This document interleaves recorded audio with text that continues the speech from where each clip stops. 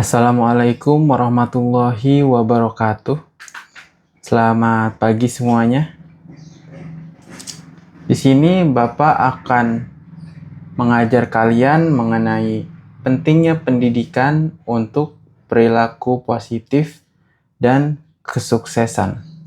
Sebagai seorang individu maupun kelompok peserta didik atau seorang yang ingin belajar, kita harus memiliki perilaku yang positif. Dan bagaimana cara mencapai kesuksesan yang baik dengan cara mendapatkan kesuksesan dengan perilaku positif itu.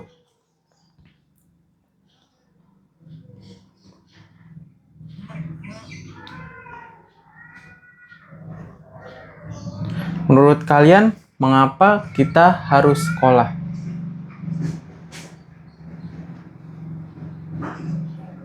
Iya.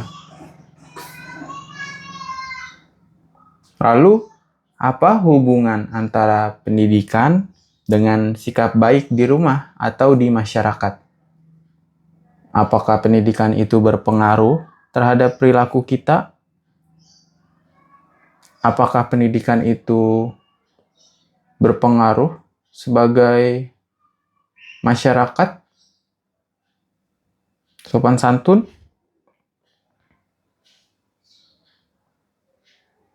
Maka dari itu, Bapak akan menjelaskan materi ini, yaitu pentingnya pendidikan untuk perilaku positif dan kesuksesan. Tujuan mempelajari materi ini yaitu siswa memahami bahwa pendidikan tidak hanya untuk ilmu akademis, tetapi juga membentuk karakter, perilaku positif, dan kesuksesan yang diakui oleh lingkungan.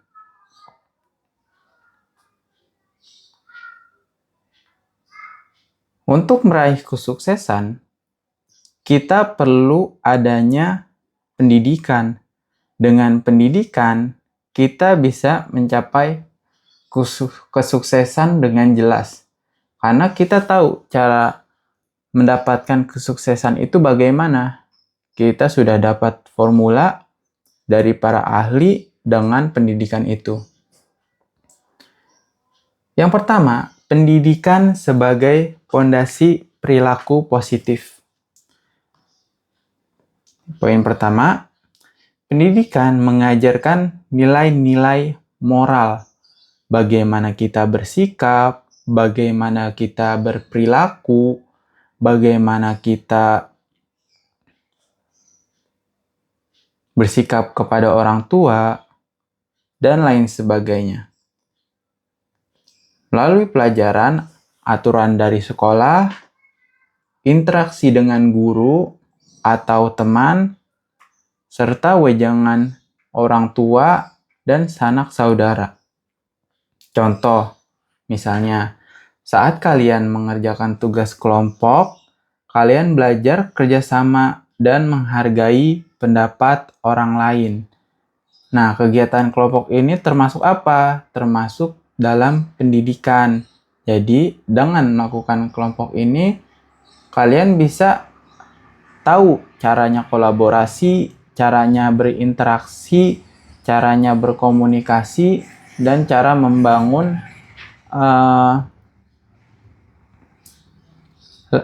relasi. Seperti itu. Lalu poin kedua, pendidikan membantu mengontrol emosi dan mengambil keputusan yang bijak. Misalnya, dalam berinvestasi, kita perlu adanya analisa, seperti untuk membeli suatu saham, kita perlu belajar dulu siapa pemilik perusahaan itu, bagaimana laporan keuangannya. Tentu kita harus mempelajari dulu apa saja yang harus dipersiapkan agar pada saat kita beli perusahaan tersebut tidak salah dan bisa mendapatkan imbal hasil yang baik. Contoh lainnya, lalu ada pendidikan membantu mengontrol emosi dan mengambil keputusan bijak. Tadi udah ya. Tadi mengontrol emosi.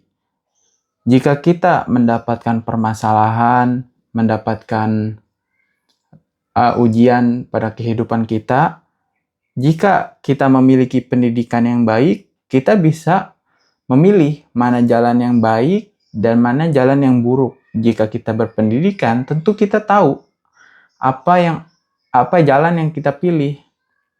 Jika kita tidak memiliki pendidikan, kita akan menempuh jalan yang buruk seperti mabuk-mabukan, malah tawuran, atau bermain game, dan hal-hal negatif lainnya. Nah, itu karena mengapa kita melakukan hal buruk itu? Karena kita tidak memiliki fondasi pendidikan yang baik. Jika memiliki fondasi pendidikan yang baik, justru kita akan memilih ke hal-hal yang positif. Seperti bagaimana cara menyelesaikan permasalahan. Justru kita akan menyelesaikan permasalahan itu kalau kita memiliki pendidikan yang baik. Misalnya, jika ada teman yang mengejek, pendidikan mengajarkan kita untuk menyelesaikannya dengan berdialog, dengan berdiskusi. Mengapa kamu melakukan itu? Alasannya apa? Bagaimana cara menyelesaikannya? Nah, itu bisa diobrolin dengan baik-baik, bukan hanya dengan kekerasan. Hei, lu salah.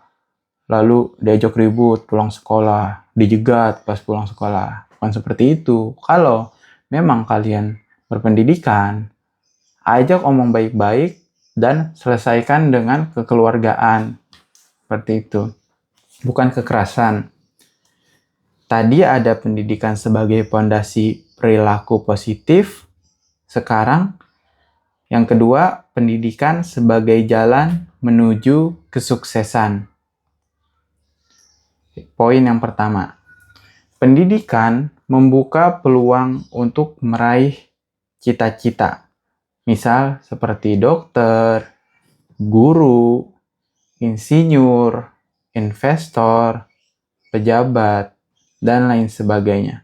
Dengan kita menempuh pendidikan SMA, misalnya SMK atau S1, misalkan SMK berarti kejuruan.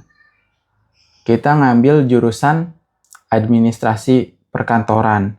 Jika kita mumpuni dalam administrasi perkantoran tersebut, kita pada lulusnya kita bisa kerja di kantoran apabila memang skill kita cukup dengan keahlian itu, maka kita bisa bekerja di situ. Jika kalian sekolah, kuliah sebagai ilmu kedokteran, jika kalian memang hebat dalam bidang itu, IPK-nya tinggi, mampu bisa menyelesaikan hal-hal yang syarat-syarat untuk menjadi dokter, kalian bisa nantinya untuk menjadi seorang dokter. Contoh, tanpa belajar matematika, kita tidak bisa menghitung modal usaha. Tanpa belajar bahasa, kita tidak berkomunikasi dengan baik. Nah, ini tentu perlu seperti matematika dasar. Seenggaknya matematika yang basic agar kita pada saat transaksi kita tidak dibodohi dengan penjual. Begitupun sebaliknya, apabila kita ingin menjadi pengusaha, ya kita harus tahu mengenai matematika, cara berhitung agar kita tidak salah dalam bertransaksi. Bagaimana cara mengatur keuangan kita dalam melakukan usaha, seperti itu. Gitu pula tadi mengenai bahasa. Kita tidak bisa berkomunikasi dengan baik. Terkadang kita lihat ya, kalau berbicara atau berkomunikasi dengan teman-teman kita, misalnya yang tidak lulus SMP atau kita dan berbicara dengan teman sebaya yaitu S1 misalnya. Cara berkomunikasinya pun berbeda karena ada kesenjangan pendidikan di sana. Yang satu S1, yang satunya lagi tidak lulus SMP. Cara berkomunikasinya berbeda karena S1 kemungkinan besar memiliki kata bahasa Indonesia lebih banyak daripada yang lulusan SMP. Karena ia sering belajar bahasa seperti itu, sering berkomunikasi, sering berdebat secara baik, sering melakukan kerja kelompok dan lain sebagainya. Tapi bukan berarti misalnya lulusan SMP itu komunikasinya kurang baik, tergantung dengan apa yang ia tempuh. Ya bisa saja dia mengikuti pondok pesantren misalnya yang memang pendidikan di situ baik. Ya bisa saja skill komunikasinya lebih tinggi, seperti itu. Lalu yang poin kedua, kesuksesan tidak hanya diukur dari nilai akademis, tetapi juga dari pengakuan orang tua, guru, dan masyarakat.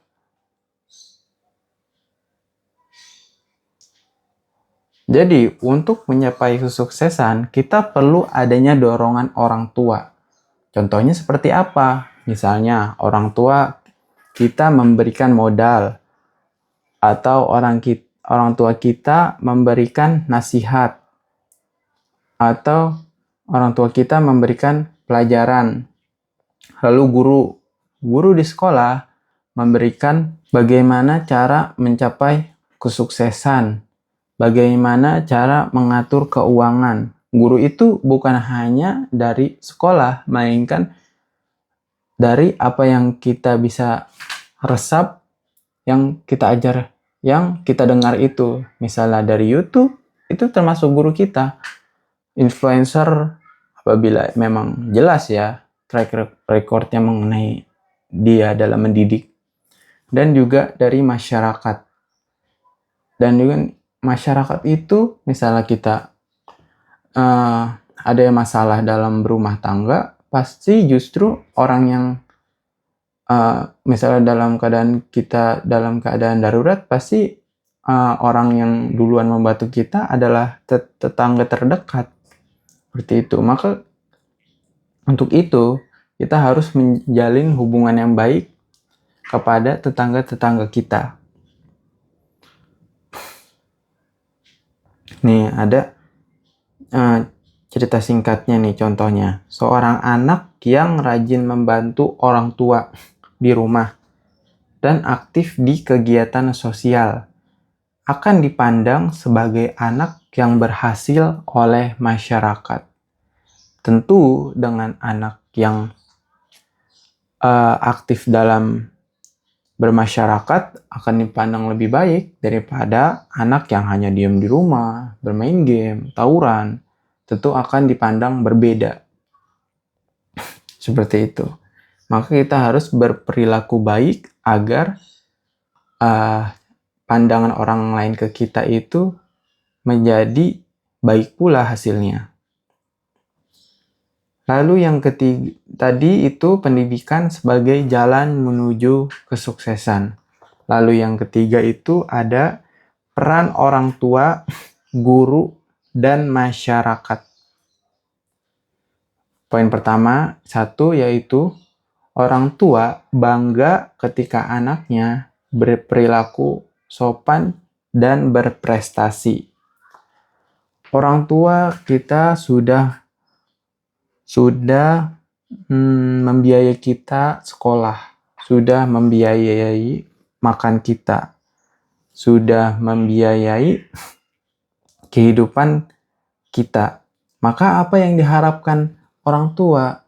Harapan orang tua ke anaknya bukan untuk hal yang berat seperti belikan rumah, belikan mobil, atau yang seperti yang kalian harapkan beliin motor. Bukan seperti itu.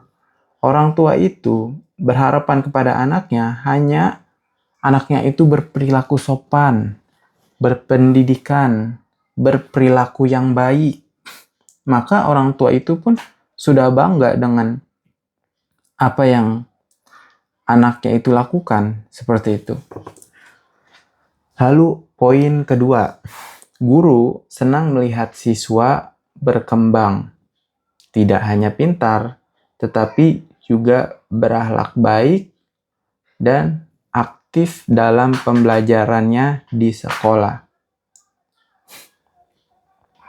Guru tuh sebenarnya berharap apa yang disampaikan ia itu tersampaikan dengan baik kepada murid-muridnya.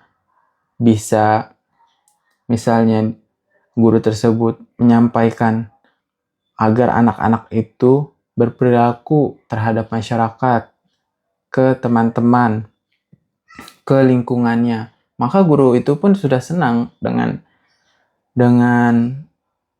apa yang disampaikan guru itu. Seperti itu. Setidaknya memang seharusnya murid-murid itu melakukan praktek atau menerapkan di kehidupan sehari-harinya pendidikan dari guru itu. Lalu poin ketiga, masyarakat menghargai anak yang berpendidikan karena bisa menjadi teladan. Jika anak itu memiliki pendidikan yang tinggi, tentu anak itu akan cenderung melakukan hal-hal yang positif, yang berdampak kepada masyarakat. Seperti melakukan kegiatan bersih-bersih lingkungan, mengadakan pengajian anak-anak yatim, dan lain sebagainya. Hal-hal yang positif yang berdampak kepada masyarakat. Lalu apa yang terjadi jika seseorang pintar tetapi tidak punya sopan santun? Menurut saya, jika orang pintar tetapi tidak punya sopan santun, ia tidak akan mendapatkan respect dari lawan bicaranya atau audiensnya. Percuma pintar kalau dia tidak punya attitude. Bagaimana kita mendapat respect dari seseorang, sedangkan kita itu memiliki sifat yang buruk dan tidak sopan terhadap orang lain. Maka, seorang yang pintar harus dibarengi dengan sopan santun dan adab yang baik. Seperti itu. Lalu, bagaimana cara kalian menunjukkan sikap yang positif di rumah agar orang tua bangga? Menurut saya tidak muluk-muluk ya untuk sebagai anak agar orang tua itu bangga. Kalian terapkan saja apa yang dibilang oleh guru kalian. Jika menurut kalian yang disampaikan guru itu baik, ya kalian terapkan dalam berkehidupan. Misalnya, jika guru misalnya saya menyampaikan untuk membantu orang tua di rumah apabila kalian sedang libur sekolah. Seperti mencuci pakaian sendiri, mencuci piring, menyapu rumah, mengepel rumah. Jika kalian sempat atau kalian senang melakukan itu, otomatis orang tua kalian di rumah itu senang dan bangga dengan apa yang kalian lakukan itu. Menurut saya jangan terlalu menaikkan ego kalian atau malu melakukan hal tersebut. Turunkan ego kalian agar orang tua kalian itu bangga dan kalian sekolah itu ada hasilnya. Kalian bisa menerapkan dalam kehidupan sehari-hari seperti itu.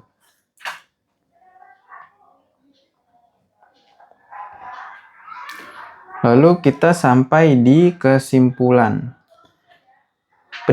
Menurut saya, setelah apa yang saya ajari kepada kalian ini, pendidikan adalah kunci untuk menjadi pribadi yang baik dan sukses. Orang tua, guru, dan masyarakat akan selalu mendukung kalian jika kalian berusaha menjadi lebih baik. Jadi kalian tidak perlu khawatir ya jika kalian takut tidak mencapai kesuksesan. Kalian tidak sendiri. Ada masyarakat. Jika kalian akrab dengan masyarakat,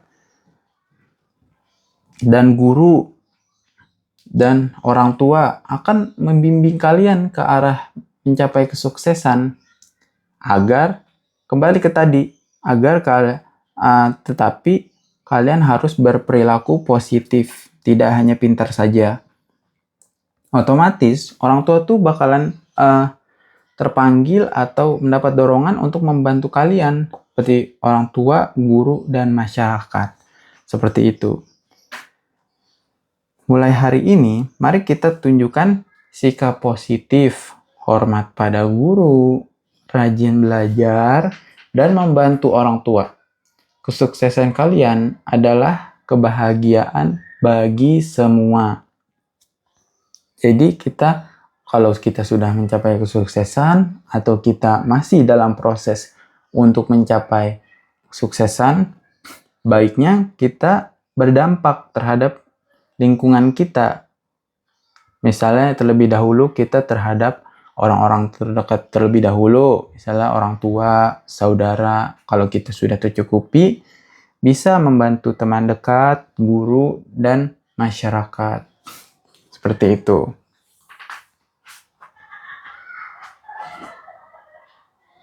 Oke, mungkin sekian dari Bapak mengenai pentingnya pendidikan untuk perilaku positif dan kesuksesan.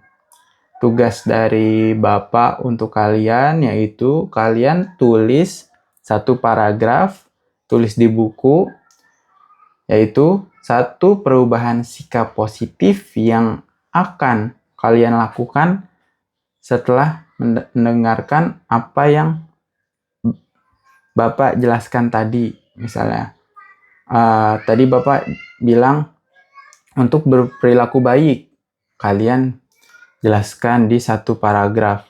Untuk melakukan bagaimana, misalnya tadi Bapak menjelaskan mengenai berperilaku positif dalam masyarakat. Maka kalian tulis satu paragraf itu, kalian ingin melakukan apa? Atau kalian ingin mengajak teman-teman untuk bersih-bersih lingkungan? Boleh kalian jelaskan di satu paragraf itu kalian ingin melakukan apa? Atau setelah kalian mendengar ucapan Bapak untuk membantu orang tua, kalian tulis kalian ingin melakukan apa di rumah, atau ingin mencuci piring, membereskan rumah, dan lain sebagainya. Seperti itu.